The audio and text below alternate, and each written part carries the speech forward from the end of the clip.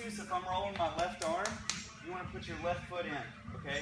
You see a lot of guys do this and then try to roll this way, but that's just uncomfortable to me. So I'm going to put my left foot in, and I'm going to hook through here.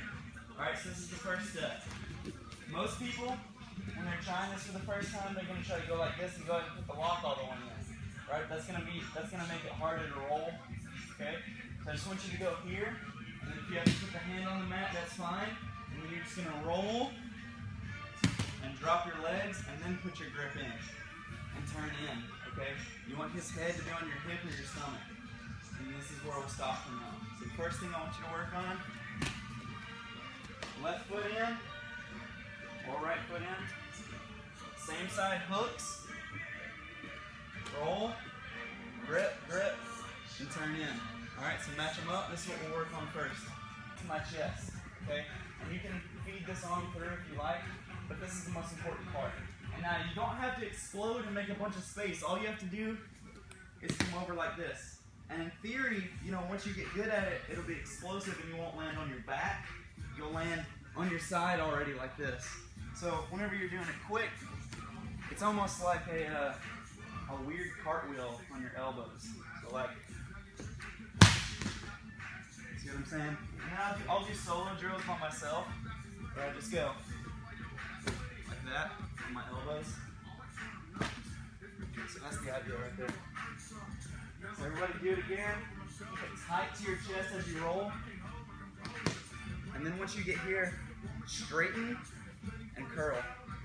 And make sure their head is somewhere on your lap. Alright? Keep going. Alright, so now the first thing you want to learn off of this is as we hook and we roll, the immediate reaction to some guys is to try to turn in, okay?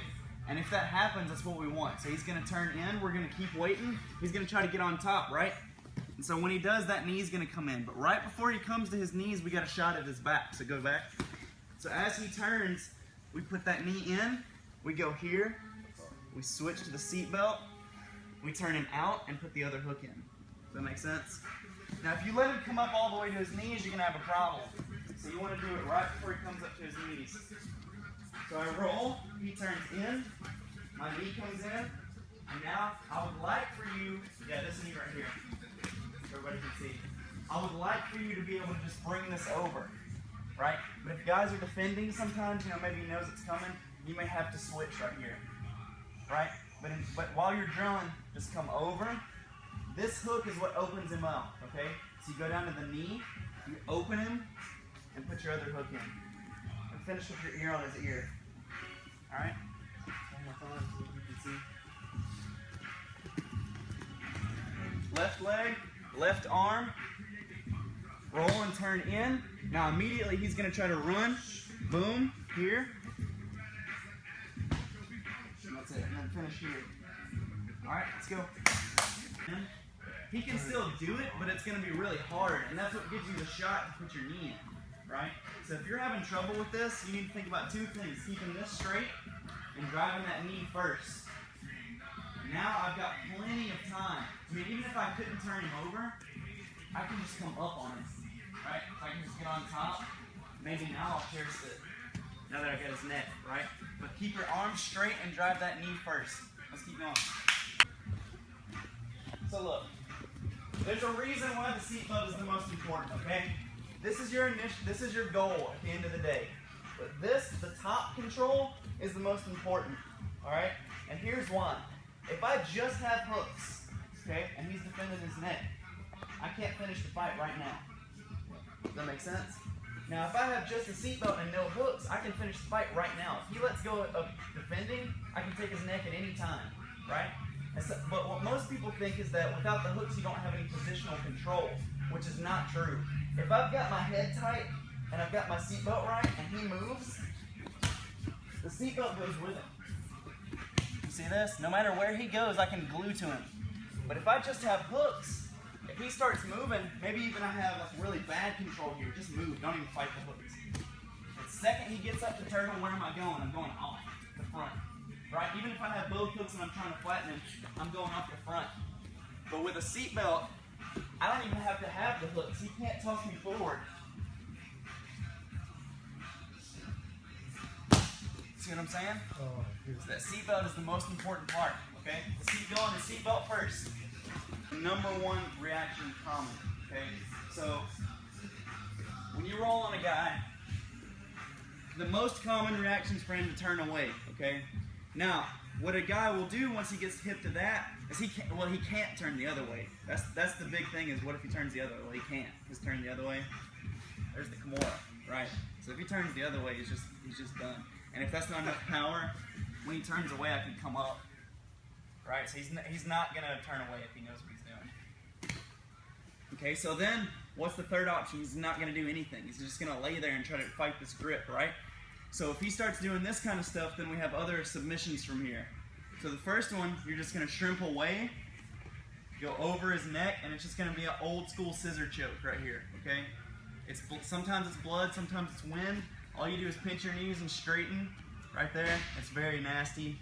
Some guys won't tap to it, but it's a good way to work up the chain, right? So now I've got his head and his arm, right? So he's staying flat on his back. He won't turn either way. I shrimp out. I go over. I cross my ankles. I pinch my knees, and I straighten my legs for the tap right there, okay? So that's the next one. Now when guys will get hip to defending that, so it's very easy to defend. As soon as I shrimp out, he's going to lift his arm up and try to block my leg, right? This one. Yeah. So now I'm going to go over his arm too. Cinch it up to a triangle right there. Alright, so that's the next two things I want you to work.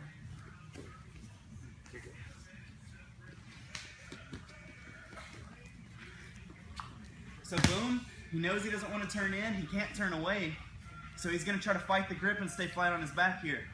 I shrimp out, over, see how I catch his chin right there? At the bottom of my knee, catch his chin. There's the scissor. He's going to defend that this time. I shrimp out, I go over his elbow, see his elbow? And then I straighten to collect it. Now a lot of guys have problems here, okay? Straighten it out again and collect it again. And there's going to be the tap. Alright, so I'll be around to help. Let's give those a shot. You know, like, maybe you got one of those guys that are just crazy and they just don't tap the chokes. You know, especially not when their arm is in. So let's say I go here, he's just not having it. I make the switch, he's just not having it, okay?